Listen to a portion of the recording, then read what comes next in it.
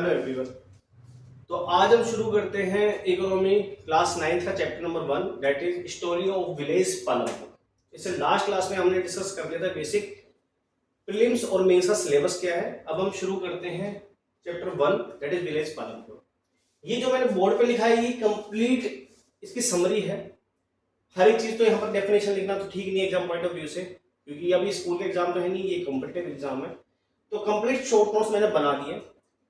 इस लेक्चर को आप सुनिएगा, आपको इजीली वो चीजें समझ में भी आएंगी और उसके बाद आप इसका स्क्रीनशॉट लेके रख सकते हैं या आप कॉपी भी नोट कर सकते हैं। आधे पेज का तरीके आपका ये चैप्टर कंप्लीट हो जाएगा और इसको पढ़ने के बाद, इस वीडियो को देखने के बाद आप उस बुक से आराम से पढ़ सकते हैं।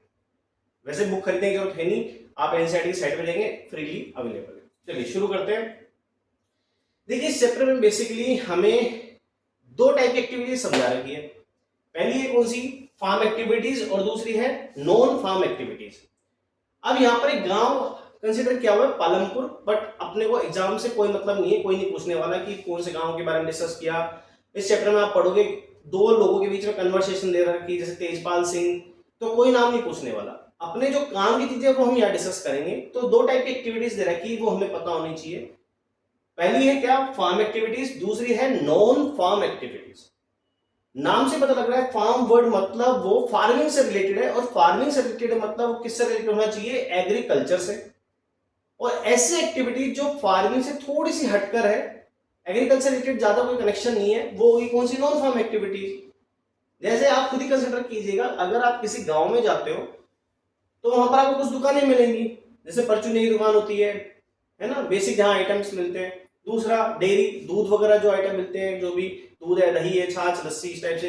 तीसरा हो गया ट्रांसपोर्टेशन से रिलेटेड कोई भी चीज होगी। तो ये सब चीजों का कोई भी एग्रीकल्चर से ज्यादा कुछ लेना देना है नहीं, तो ये सब किसमें आती है, नॉन फार्म एक्टिविटीज में। लेकिन वो एक्टिविटीज जिनका डायरेक्ट कनेक्शन है किससे, फार्म से, दैट इज वो फार्म एक्टिविटीज में आती है। एग्जाम्पल क्या हो गया, एग्रीकल्चर। अब बात करते हैं, इसमें एक वर्ड लिखा हुआ है that is factors of production. देखिए अगर मान लीजिए किसी भी इंसान को, किसी भी फार्मर को क्रॉप ग्रो करनी है, मान लीजिए उसके पास एक एरिया है और उसको वहां पर गेहूं की फसलें उगानी है, तो उसको क्या करना पड़ेगा, कुछ चीजों की जरूरत पड़ेगी, और उन चीजों की जो जरूरत पड़ती है उसी को हम क्या बोलते हैं, फैक्टर्स ऑफ प्रोडक्शन। जैसे हम समझते हैं, अगर इसमें मान लीजिए कोई भी कंसिडर कीजिए, आप किसान हैं और आपको गेहूं की फसलें उगानी, तो आपको सबसे पहले किस चीज की जरूरत पड़ेगी, जमीन की, दैट इज लैंड। फर्स्ट चीज, बिना जमीन के तो फसल उगा ही नहीं सकते। तो फर्स्ट फैक्टर ऑफ प्रोडक्शन क्या हो गया, लैंड। ठीक है। दूसरा क्या होता है, लेबर। आपने देखा होगा आज के समय में चलो मशीनें काफी हद तक काम आसान कर देती है, लेकिन बिना लेबर के कोई काम हो सकता है क्या। अगर मान लीजिए आपको घर बनाना है तो उसमें चीजों की क्या जरूरत पड़ती है, आपको सीमेंट की जरूरत पड़ेगी, तो साथ में मजदूर या कारीगर की जरूरत भी तो पड़ती है। तो वो चीज क्या होती है, वो होती है लेबर, मतलब उसको काम को करने वाला इंसान। तो पहला क्या हो गया, लैंड, दूसरा हो गया लेबर, तीसरा होता है फिजिकल कैपिटल। फिजिकल कैपिटल का मतलब होता है ऐसी चीज जिसको हम सही से देख सकते हैं एक तरीके से, जैसे कि मान लीजिए टूल्स, मशीन्स। आपने देखा होगा कि जो फसलें जब उनके बीज होते हैं तो एक थ्रेशर यूज होता है, ट्रैक्टर भी यूज होता है, तो वो सब चीजें क्या होगी, एक तरीके से मशीन होगी। कोई भी हम टूल की उसमें इस्तेमाल कर रहे हैं तो वो क्या हो गया, फिजिकल कैपिटल में आ जाएगा। और साथ में मनी, मनी भी तो आएगी ना। अगर मान लीजिए आपको कोई भी फसलें उगानी है, आपको कोई बाहर से पेस्टिसाइड खरीदना है, तो मार्केट में आप जाओगे तो सबसे पहले आपको कुछ पे करना पड़ेगा। ये अब हड़प्पन सिविलाइजेशन तो है नहीं कि यहाँ पर बार्टर सिस्टम चलेगा। क्या होती है हड़प्पन सिविलाइजेशन, जब हम हिस्ट्री क्लासेस शुरू करेंगे तब हम उसमें डिस्कस करेंगे उसको डिटेल में, क्लास 6 में आ जाएगा, वो सब चीजें हम उसमें देखेंगे। तो इसमें क्या होता है, जो मनी की जरूरत पड़ती है। तो फिजिकल कैपिटल में क्या चीज आ गई, फिजिकल में जैसे मनी अपन इजीली देख सकते हैं, टूल्स हम देख सकते हैं, मशीन देख सकते हैं। तो पहला हो गया लैंड, दूसरा लेबर, तीसरा फिजिकल कैपिटल, और चौथा सबसे इंपॉर्टेंट चीज है वो है क्या, ह्यूमन कैपिटल। बिना ह्यूमन कैपिटल के तो कोई काम संभव ही नहीं है।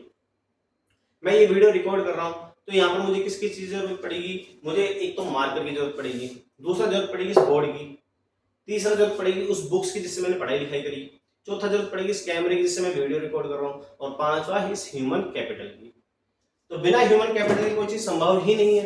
तो ये सब चीजें हो गई।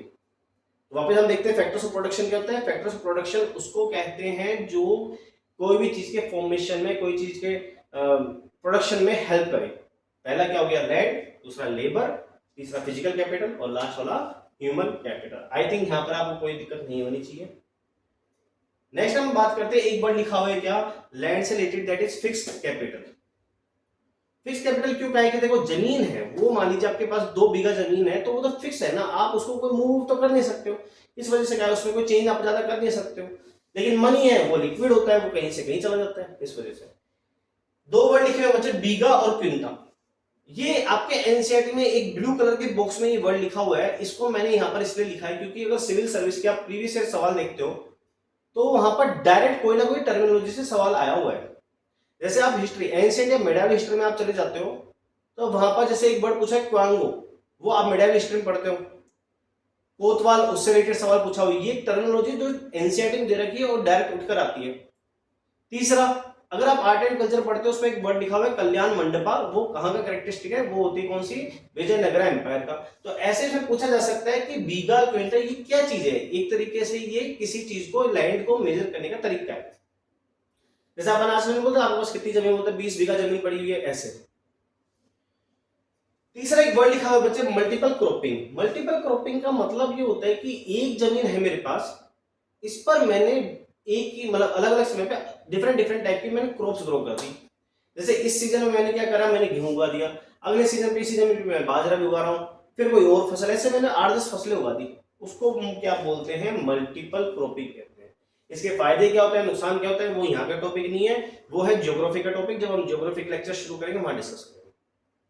तो एक बार हम वापस रिवाइज करते हैं। 2 टाइप की एक्टिविटीज पढ़ी, पहली फार्म, दूसरी नॉन फार्म। फार्म एक्टिविटी जो डायरेक्ट एग्रीकल्चर से रिलेटेड, नॉन फार्म वो जो एग्रीकल्चर से रिलेटेड नहीं होती है।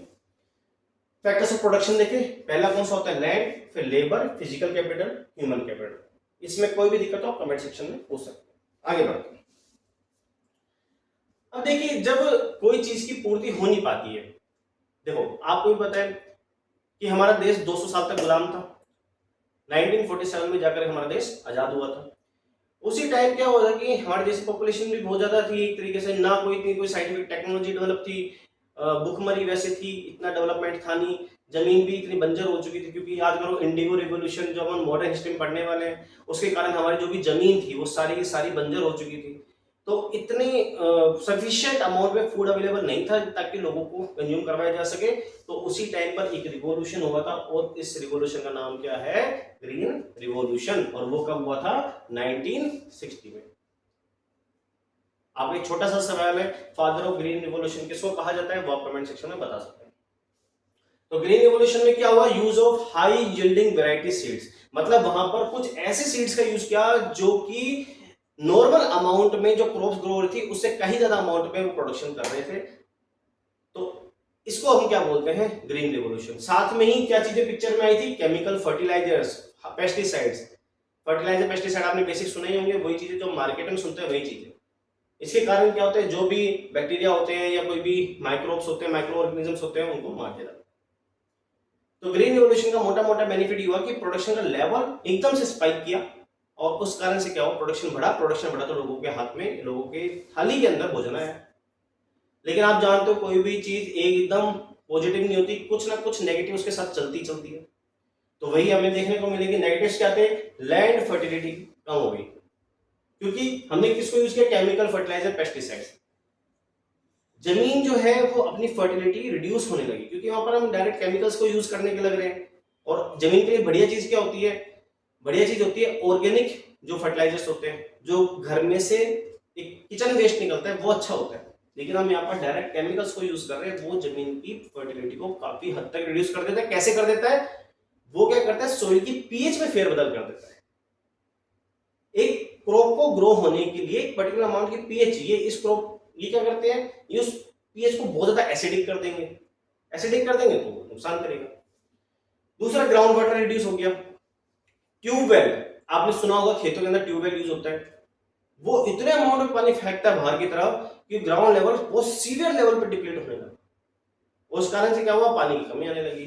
तीसरा, मैंने आपको बताया जो माइक्रोब्स होते हैं उनको मार देते हैं।